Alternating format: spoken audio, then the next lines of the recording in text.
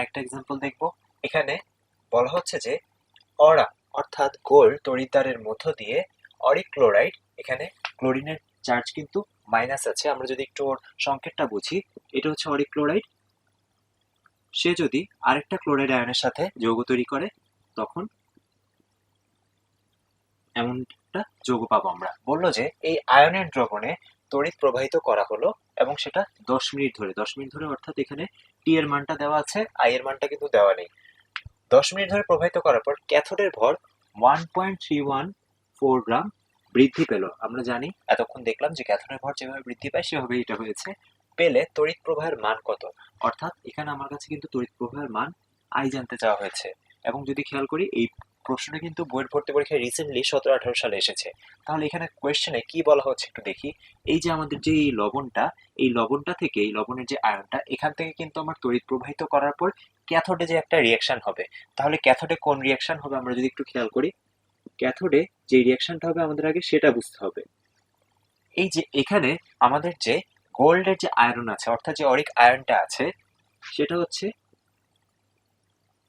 এই 3+ আয়ন। ও যখন ক্যাথোডে যে জমা হবে তখনই কিন্তু ক্যাথোডের ভর বৃদ্ধি পাবে এবং ও পরিণত হবে হচ্ছে সলিডে। অর্থাৎ এখান থেকে, দ্রবণ থেকে ও ক্যাথোডের গায়ে যে সলিড হিসেবে জমা হচ্ছে, ধাতু হিসেবে জমা হচ্ছে। তাহলে এখানে ওর টোটাল কয়টা ইলেকট্রন লাগবে? অবশ্যই ও ক্যাথোড থেকে 3টে ইলেকট্রন নিয়ে এই কাজটি করবে। তাহলে এখানে কিন্তু আমরা পেয়ে গেলাম ই এর মানটা। তাহলে প্রথমে আমাদের টার্গেট ছিল এটা, যে ক্যাথোডে আসলে কোন বিক্রিয়াটা হয় এবং সেই বিক্রিয়ার জন্য কতটি ইলেকট্রন প্রয়োজন হয় সেই জিনিসটা। এবার আমরা আসি যে এখানে এই যে ক্যাথোডের ভর যতটুকু বৃদ্ধি পায় সেটাই কিন্তু আমরা দেখলাম যে বিক্রিয়ার ডাব্লিউ, অর্থাৎ তড়িৎ বিশ্লেষণের সময় ক্যাথোডে যে পরিমাণ পদার্থ সঞ্চিত হয় সেই মানটাই কিন্তু এখানে দেওয়া আছে। ক্যাথোডের ভর 1.314 গ্রাম বৃদ্ধি পাওয়া বলা যেই কথা, ক্যাথোডে এতটুকু ভর জমা হওয়া বলা কিন্তু একই কথা। তাহলে আমরা ফর্মুলাটা কি জানি? আমরা জানি যে W by M equals to IT divide by EF. একটু খেয়াল করি, এখানে আমাদের প্রশ্নে দেওয়া আছে হচ্ছে এই যে ডাব্লিউ এর মানটা, যে কতটুকু ভর জমা হয় সেই মানটা দেওয়া আছে, কিন্তু আইটা আমাদের বের করতে হবে। তাহলে আমরা যদি এখান থেকে আই বের করতে চাই, এখন খেয়াল করি মানগুলো কি কি হবে। এখানে আমাদের ডাব্লিউ হচ্ছে এই কোয়েশ্চেনে দেওয়া আছে যেটা, সেই মানটা 1.314 গ্রাম। আর এম হচ্ছে আমাদের গোল্ডের যে পারমাণবিক ভর, সেটা গোল্ডের পারমাণবিক ভর হচ্ছে 197। বারবার যেটা বলছি যে এদের পারমাণবিক ভর পুরো মনে রাখা বেটার, কিন্তু কোশ্চেনে অনেক সময় দেওয়াও থাকতে পারে। আচ্ছা, আর এখানে আমাদের ই এর মানটা হচ্ছে 3, আমরা সেটা এখান থেকে দেখলাম। এফ হচ্ছে 96500, আর সময় হচ্ছে আমাদের এখানে দেওয়া 10 মিনিট। 10 মিনিট অর্থাৎ আমরা সেকেন্ডে নিয়ে যাব, তাহলে 10 × 60। তাহলে এখান থেকে কিন্তু আমরা ক্যালকুলেশন করে আই এর মান পেয়ে যাব। আমরা যদি ক্যালকুলেশন করি, ক্যালকুলেশন শেষে আমরা পাবো এখানে 3.22, এককটা কি হবে? অবশ্যই কিন্তু অ্যাম্পিয়ারে। তাহলে আমরা দেখলাম যে কিভাবে এই যে প্রথমে আমার প্রশ্নে একটু যৌগটা দেখে মনে হতে পারে যে হ্যাঁ প্রশ্নটা হয়তো একটু কঠিন, কিন্তু এই ধরনের একটা অঙ্ক করতে কিন্তু সময় খুব বেশি লাগে না যদি আমার কনসেপ্ট ক্লিয়ার থাকে। এবং আমরা দেখে ফেললাম যে কিভাবে এই ধরনের ম্যাথগুলো ইজিলি সলভ করে ফেলা যায়। আমরা এখন ফ্যারাডের দ্বিতীয় সূত্র নিয়ে কথা বলবো। ফ্যারাডের দ্বিতীয় সূত্রটা কিন্তু বেসিক্যালি প্রথম সূত্রেরই একটা অনুসিদ্ধান্ত। আমাদের বইতে নতুন সিলেবাসে এই দ্বিতীয় সূত্রটা কিন্তু সরাসরি বলা নেই, কিন্তু এই দ্বিতীয় সূত্র সংক্রান্ত ম্যাথমেটিক্যাল প্রবলেম কিন্তু আমরা করে এসেছি, এবং সেটা কিন্তু আমরা এই ডায়াগ্রামটা দেখলে বুঝতে পারবো যে এই ধরনের ডায়াগ্রামের সাথে কিন্তু আমরা পরিচিত, এবং সেটা বেসিক্যালি তার দ্বিতীয় সূত্রেরই কনসেপ্ট। তাহলে একটু দেখি, এখানেও কিন্তু তড়িৎ বিশ্লেষণের সময় পদার্থের ভর সংক্রান্ত কথা বলা হয়েছে, এবং এখানে কি বলা হচ্ছে যে যদি বিভিন্ন তড়িৎ বিশ্লেষ্য পদার্থের মধ্য দিয়ে, অর্থাৎ এই যে এখানে আমি বিভিন্ন তড়িৎ বিশ্লেষ্য পদার্থ, তিনটা ডিফারেন্ট জিনিস, সোডিয়াম ক্লোরাইড, ক্যালসিয়াম ক্লোরাইড আর অ্যালুমিনিয়াম ক্লোরাইড নিয়েছি, যদি তাদের মধ্যে দিয়ে একই পরিমাণ তড়িৎ প্রবাহিত করা হয়, তবে বিভিন্ন তড়িৎ দ্বারে, এই যে একই পরিমাণ তড়িৎ তাদেরকে একই সোর্সের সাথে কানেক্ট করার কারণে, এবং তারা যেহেতু সিরিজ কানেকশনে আছে, আমরা জানি যে সিরিজ কানেকশনে কিন্তু এই প্রত্যেকটার মধ্য দিয়ে একই পরিমাণ তড়িৎ প্রবাহিত হয়, এবং সেখানে আই এর মানটা কিন্তু সেম থাকে সেজন্য। আচ্ছা, তাহলে হচ্ছে যে তবে বিভিন্ন তড়িৎদ্বারে সঞ্চিত বা দ্রবীভূত পদার্থের পরিমাণ। আবারও আমাদের এই যে সঞ্চিত বা দ্রবীভূত পদার্থের যে পরিমাণটা, আমরা জানি এই পরিমাণকে আমরা ডাব্লিউ গ্রাম দিয়ে প্রকাশ করে আসলাম, তাদের নিজ নিজ যোজনীর সাথে সম্পর্কিত। এবং এখানে আমরা বলে রাখলাম, এই কথাটা বলতে আমরা যেটা মিন করছি সেটা হচ্ছে তড়িৎ রাসায়নিক তুল্যাঙ্কের সমানুপাতিক। এবং আমরা কি দেখলাম, তড়িৎ রাসায়নিক তুল্যাঙ্ক হচ্ছে জেড। অর্থাৎ বেসিক্যালি এখানে যেটা বোঝাতে চাচ্ছি আমরা, যেহেতু তড়িৎ বিশ্লেষ্য পদার্থের মধ্যে একই পরিমাণ তড়িৎ প্রবাহিত হয়েছে, অর্থাৎ এখানে কিউ কিন্তু আমার নির্দিষ্ট। এই যে এখান থেকে আমি যে আধান প্রবাহিত করছি কিউ ইকুয়ালস টু আইটি, সেটা কিন্তু এখানে ফিক্সড, তিনজনের জন্যই সমান।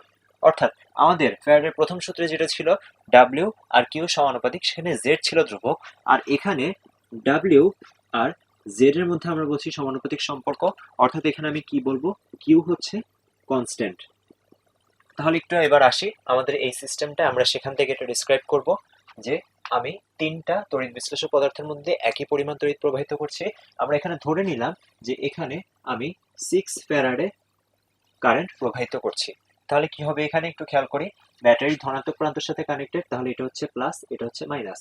অর্থাৎ এই ক্ষেত্রে এটা হবে প্লাস আর এটা হবে মাইনাস।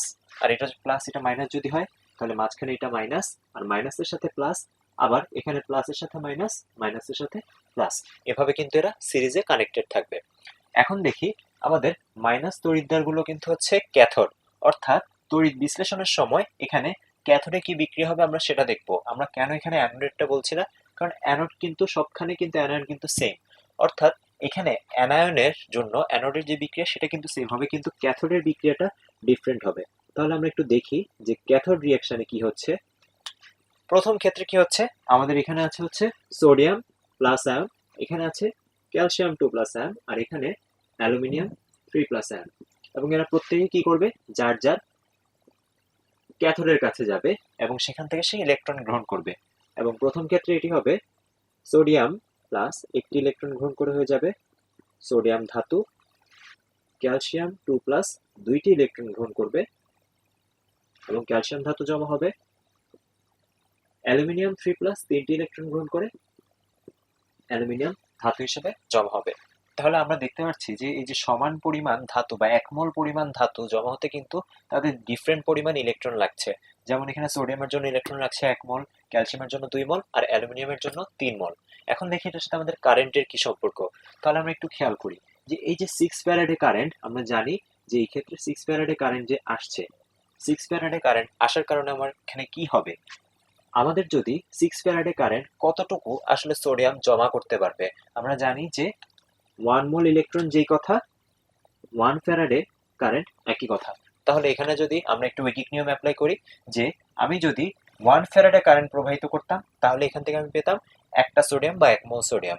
আমি যেহেতু 6 ফ্যারাডে কারেন্ট প্রবাহিত করেছি, তাহলে এখান থেকে আমি পেয়ে যাব হচ্ছে টোটাল 6 মোল সোডিয়াম। আমরা জাস্ট ধরে নিয়েছি এটা 6 ফ্যারাডে। তাহলে সেকেন্ড কেসে খেয়াল করি, আমি যদি এখানে 2 ফ্যারাডে কারেন্ট প্রবাহিত করি, তাহলে আমি পাই হচ্ছে 2 ফ্যারাডে কারেন্ট থেকে পাই হচ্ছে 1 মোল ক্যালসিয়াম। তাহলে আমি যদি এখানে 6 ফ্যারাডে কারেন্ট প্রবাহিত করি, আমি পাবো 3 মোল ক্যালসিয়াম। তাহলে এখান থেকে পাচ্ছি 3 মোল। তারপর পরবর্তী কেসে আমরা কি দেখতে পাই, যে 3 ফ্যারাডে কারেন্ট দিলে পাই হচ্ছে 1 মোল। অর্থাৎ আমি যদি এখানে 6 ফ্যারাডে কারেন্ট দেই, অর্থাৎ 6 মোল ইলেকট্রন দেই, তখন আমি পাবো হচ্ছে 2 মোল অ্যালুমিনিয়াম। তাহলে আমরা কি দেখলাম, এই যে বিভিন্ন তড়িৎদ্বারে যত মোল করে আমার ধাতু সঞ্চিত হচ্ছে, ক্যাথোডে যত মোল ধাতু সঞ্চিত হচ্ছে, সেটা কিন্তু তার যোজনীর উপর ডিপেন্ড করছে। আমরা যদি এদের প্রত্যেকের যোজনী কিন্তু ধাতুর ক্ষেত্রে অবশ্যই যে যতটা ইলেকট্রন নিচ্ছে সেটার সাথে সম্পর্কযুক্ত। তাহলে একটু খেয়াল করি, সোডিয়ামের ক্ষেত্রে যোজনী হচ্ছে 1, ক্যালসিয়ামের ক্ষেত্রে 2, আর অ্যালুমিনিয়ামের ক্ষেত্রে হচ্ছে 3। তাহলে এখানে ব্যাপারটা কি হচ্ছে, যে যার যোজনী যত কম তার ক্ষেত্রে কিন্তু এখানে আমার ক্যাথোডে তত বেশি মোল। এরা প্রত্যেকটা কিন্তু এখানে মোলে করে আছে, 6 মোল, 3 মোল আর 2 মোল। অর্থাৎ যোজনী যত এখানে বাড়ছে, ঠিক কিন্তু আমার ক্যাথোডে সঞ্চিত ধাতুর পরিমাণ কমে যাচ্ছে। তাহলে এখান থেকে আমরা কি লিখতে পারি, আমরা কিন্তু এখান থেকে লিখতে পারি যে ডাব্লিউ সমানুপাতিক হচ্ছে 1/E। যোজনী যেই কথা, আমরা জানি যে সক্রিয় যোজনী তুল্য সংখ্যা এক্ষেত্রে ধাতুর জন্য একই, এবং আমাদের কি হচ্ছে যে সঞ্চিত যে ধাতুর পরিমাণটা সেটা কিন্তু তার যোজনীর সাথে কমছে, অর্থাৎ সম্পর্কটা হচ্ছে ব্যস্তানুপাতিক। তাহলে আমরা প্রথমে এই একটা সম্পর্ক পেলাম।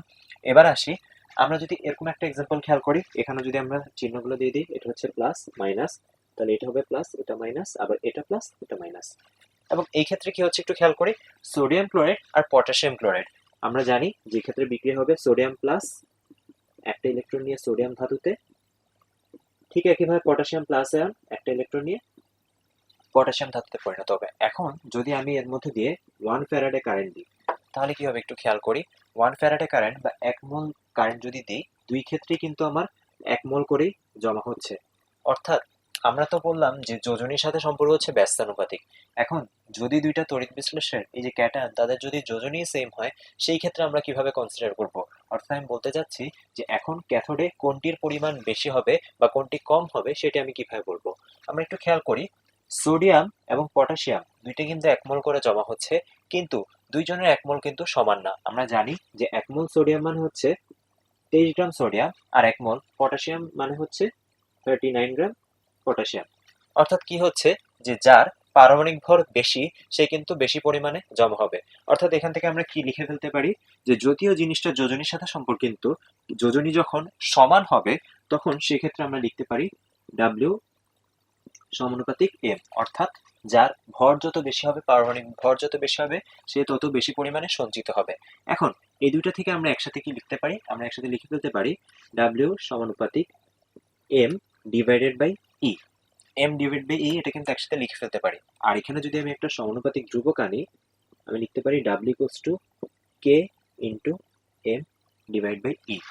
এখন এই যে সমানুপাতিক ধ্রুবক, আমরা একে নিয়ে একটু কথা বলবো যে কেটা কোত্থেকে আসলো। ওই যে আমরা লিখে রেখেছিলাম এটা মিন করে হচ্ছে তড়িৎ রাসায়নিক তুল্যাঙ্কের সমানুপাতিক। তাহলে আমরা একটু চিন্তা করি যে আমরা যদি এখানে বলি W equals to Z Q, আমরা এখানে চিন্তা করছি দুইটা ভিন্ন ভিন্ন তড়িৎ বিশ্লেষ্য দ্রবণের জন্য। যেমন আমরা এখানে চিন্তা করতে পারি সোডিয়াম ক্লোরাইড আর পটাশিয়াম ক্লোরাইডের জন্য। তাহলে একটু খেয়াল করি, আমরা একজনকে ধরলাম ডাব্লিউ1 জেড1, এক্ষেত্রে কিউ কেন সমান? তার কারণ এই যে আমরা একই পরিমাণ কারেন্ট ফ্লো করছি। আর আরেকটা সমীকরণ যদি আমি নিই ডাব্লিউ2 ইকুয়ালস টু জেড2 কিউ, ধরলাম এটা হচ্ছে আমাদের পটাশিয়াম ক্লোরাইডের জন্য। এখন আমি যদি একটা সমীকরণ দিয়ে আরেকটা সমীকরণকে ভাগ দেই, তাহলে আমি কি পেয়ে যাব? ডাব্লিউ1 divide by W two equals two হচ্ছে Z1 ডিভাইড বাই Z2। আমরা যদি Z কে ভেঙে লিখতে চাই কিভাবে লিখতে পারি? আমরা Z কে ভেঙে লিখতে পারি হচ্ছে M divide by E into F, অর্থাৎ M1 divide by E1, F এর মান কনস্ট্যান্ট আমরা জানি, M2 E2 divide by E2 into F। তাহলে আলটিমেটলি এখান থেকে আমরা কি পেয়ে যাব একটু খেয়াল করি, এখানে কিন্তু আমাদের FF কাটাকাটি চলে যাচ্ছে এবং আমরা পেয়ে যাব M1 by E1 divide by M2 by E2। এবং এটাকে আমরা কিভাবে লিখতে পারি একটু যদি খেয়াল করি, এখানকার M বাই E আর এখানকার M1 বাই E1 যেভাবে আমরা প্রকাশ করি না, কিন্তু আমরা কিন্তু এর আগে এটাকে নিয়ে কথা বলে এসেছি আমাদের প্রথম সূত্রে। এবং এই জিনিসটার নাম আমরা বলেছিলাম হচ্ছে M বাই E, একে আমরা বলেছিলাম হচ্ছে ক্যাপিটাল E বা রাসায়নিক তুল্যাঙ্ক। এবং সেখানে একটু যদি খেয়াল করি এই যে কে এর মানটা, এই কে এর মানটা কিন্তু বেসিক্যালি এই জিনিসটার কারণেই আলাদা হচ্ছে। তাহলে দেখি এখানে যে ধ্রুবকের মানটা সেটা কিন্তু হচ্ছে 1/96500। আমরা কিন্তু এটা আমাদের যে এই যে প্রথম সূত্রটা সেটার সাথে এখানে রিলেট করতে পারি, যেহেতু আমাদের W equals to Z Q এবং এখানে আমাদের কিউ কনস্ট্যান্ট, তাই এখান থেকে যেভাবে আমরা এই সমীকরণটা পেয়ে গেলাম সেখান থেকে কিন্তু আমরা এটা লিখতে পারি। তাহলে একটু খেয়াল করি ফাইনালি আমরা আলটিমেট প্রোডাক্ট কি পাচ্ছি। এখানে আমরা এখানে চিন্তা করতে পারি যেহেতু ধ্রুবক সমান, আমরা এটাকে আবার কে দিয়ে রিপ্লেস করলাম এবং দুইটা ভিন্ন ভিন্ন পদার্থের জন্য, এই যে দুইটা ভিন্ন ভিন্ন সিস্টেমের জন্য ডাব্লিউ1 সমান হচ্ছে কে ইন্টু E1 এবং আমরা এখানে লিখতে পারি হচ্ছে W one divide by W two equals to E1 divided by E2। অর্থাৎ এটাকে আমি এভাবেও কিন্তু লিখতে পারি Z1 ডিভাইড বাই Z2।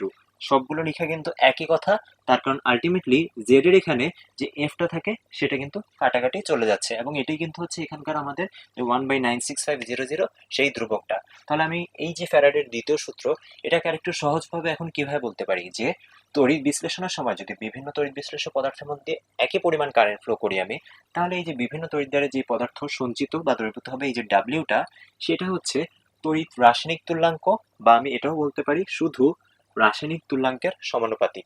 অর্থাৎ যেটাই বলি আলটিমেটলি একই কথা, তার কারণ তাদের মধ্যে যে পার্থক্য হচ্ছে 96500 এই যে এই 1 ফ্যারাডের।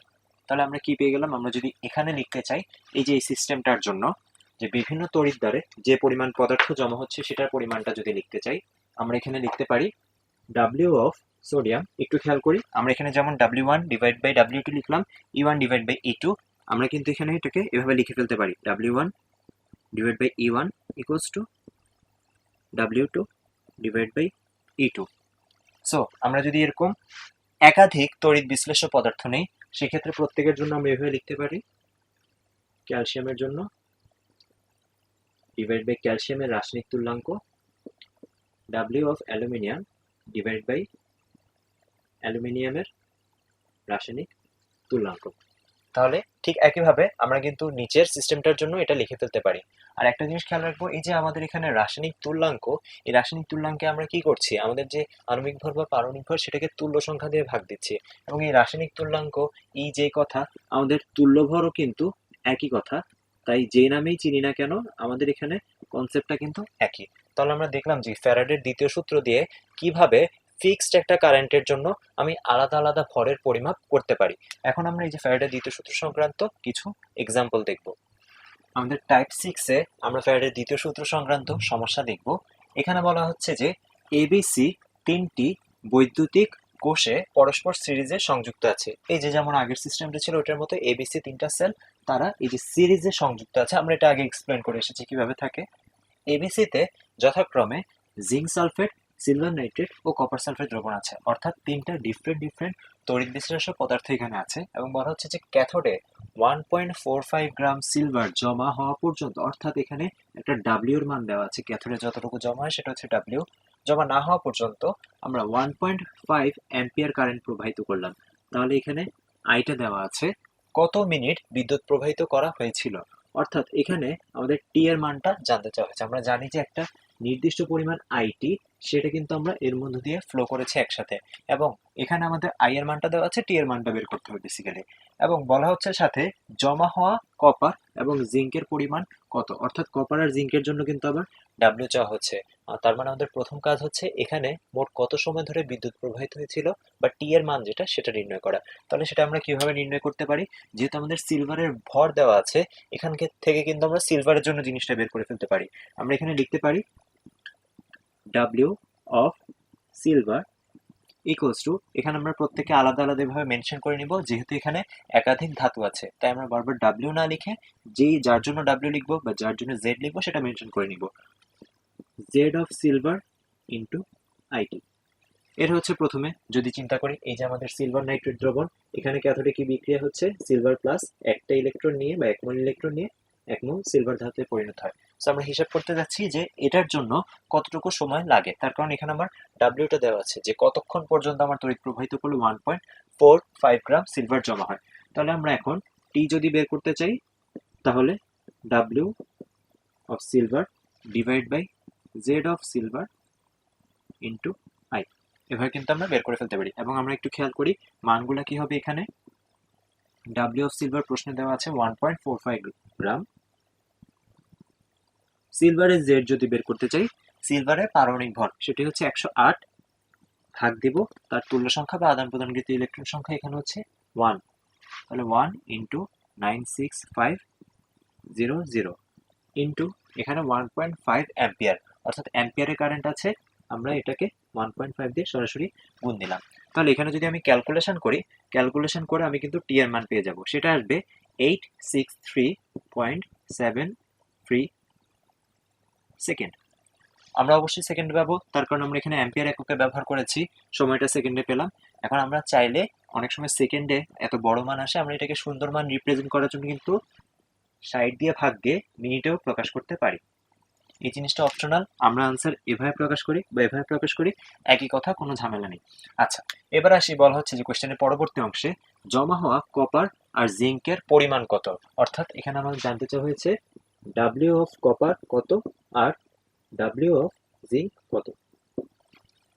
দেখি আমরা এই ব্যাপারটা কিন্তু দুভাবে সলভ করতে পারি। একটা হচ্ছে আমরা ডাব্লিউ আর জিঙ্কের আর কপারের ডাব্লিউ এর জন্য আমরা যে জেড আইটি সমীকরণ সেটা লিখে এখন কিন্তু আমরা টি পেয়ে গিয়েছি, অর্থাৎ আমরা যে এই যে 863.73 সেকেন্ড, এটা সরাসরি এই সমীকরণে বসে দিয়ে কিন্তু আমি বের করে ফেলতে পারি। সেটা কিভাবে, এই যে কপারের জন্য এভাবে বের করে ফেলতে পারি। জিঙ্কের জন্য ঠিক একইভাবে বের করে ফেলতে পারি, আই তো প্রশ্নে দেওয়াই আছে। কিন্তু আমরা যেহেতু এই ফর্মুলাটা শিখলাম দ্বিতীয় সূত্র সংক্রান্ত, তাই এখন আমরা সরাসরি এই ফর্মুলাটাও কিন্তু অ্যাপ্লাই করতে পারি। অর্থাৎ এখান থেকে আমি কি লিখতে পারি, যেহেতু এরা প্রত্যেকে সিরিজে সংযুক্ত আছে, আমরা একটু আগে যে সূত্রটা শিখলাম, আমি এখান থেকে লিখতে পারি W of copper divide by E of copper, এই যে আমাদের ফ্যারাডের দ্বিতীয় সূত্রটা, equals to W of silver divided by E of silver. যেহেতু একই পরিমাণ তড়িৎ একই সময় ধরে প্রবাহিত করা হচ্ছে, তাই আমরা এই একই সময়টা ইউজ করে ক্যালকুলেশন করা যে কথা আর এই সম্পর্কটা ইউজ করা কিন্তু একই কথা হবে। তাহলে একটু খেয়াল করি, এখানে ডাব্লিউ অফ কপার আমাদের বের করতে হবে। তাহলে আমরা ডাব্লিউ অফ কপারকে এই পাশে রাখি আর এই পাশে নিয়ে গেলাম। ডাব্লিউ অফ সিলভার এখানে প্রশ্নে দেওয়া আছে 1.45, ই অফ সিলভার অর্থাৎ সিলভারের রাসায়নিক তুল্যাঙ্ক বা তুল্য ভর 108 পারমাণবিক ভর ডিভাইড বাই তুল্য সংখ্যা হচ্ছে 1 ইন্টু ই অফ কপার, অর্থাৎ ই অফ কপারটা এই পাশে যদি গুণ আকারে চলে যায়, কপারের পারমাণবিক ভর হচ্ছে 63.5 আর কপারের তুল্য সংখ্যা এই ক্ষেত্রে হচ্ছে 2, কারণ আমরা জানি এখানে হবে কপার 2+, সে দুইটা ইলেকট্রন নিয়ে কপার ধাতুতে পরিণত হবে। সো এখানে যদি আমরা ক্যালকুলেশন করে আমরা পেয়ে যাব হচ্ছে 0.426 গ্রাম। তাহলে এটা কিসের মান পেয়ে গেলাম, ডাব্লিউ অফ কপার, যে ক্যাথোডে কতটুকু কপার জমা হবে এই তড়িৎ কোষ্ঠীর ক্ষেত্রে। এবার আসি আমরা জিঙ্কের জন্য কিন্তু একইভাবে বের করে ফেলতে পারি, W of zinc divide by E of zinc সমান হবে W of silver divide by E of silver. তাহলে একেবারে যদি আমরা ভ্যালুগুলো বসিয়ে দিই, আমরা এখান থেকে পেয়ে যাব হচ্ছে ডাব্লিউ অফ জিঙ্ক, এবং সেটা কত আসবে 1.45108 ডিভাইড বাই 1। আর জিঙ্কের জন্য যদি ওর রাসায়নিক তুল্যাঙ্ক বা তুল্যভর বের করতে চাই, সেটা হবে 65.3 জিঙ্কের পারমাণবিক ভর ডিভাইড বাই হচ্ছে জিঙ্কের তুল্য সংখ্যা 2, তার কারণ এখানেও জিঙ্ক 2+ থেকে দুইটা ইলেকট্রন নিয়ে সে জিঙ্ক ধাতুতে পরিণত হচ্ছে। তাহলে ক্যালকুলেট করলে এখানে আমরা পেয়ে যাব 0.439 গ্রাম। অর্থাৎ আমরা দেখলাম যে কিভাবে ফ্যারাডের দ্বিতীয় সূত্র ইউজ করে আমরা এই যে একাধিক তড়িৎকোষ যখন সিরিজে কানেক্টেড থাকবে তাদের প্রত্যেকের ভর, তড়িৎ প্রবাহ, সময় ইত্যাদি বের করে ফেলতে পারি। আমাদের এক্সাম্পল 2টা একটু ডিফারেন্ট।